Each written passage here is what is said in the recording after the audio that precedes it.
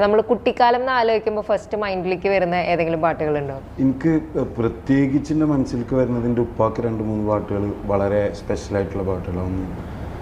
മിസിരിയിലെ രാജൻ അസീസിനാരംഭ സൗജത്ത് മിന്നിത്തിളങ്ങി വിളങ്ങും സീനത്തൊളിരാജാത്തി ഇശിക്കക്കടലിൻ്റെ മുസ പോട്ടി മറിഞ്ഞല്ലോ ഇമ്പക്കനീ യൂസഫ് നബിയിൽ നിറഞ്ഞല്ലോ.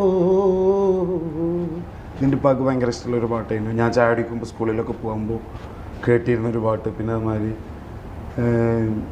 മനസ്സിൻ്റെ ഉള്ളിൽ നിന്നൊളിയുന്ന മാണിക്ക മണിമുത്ത് രാജാത്തി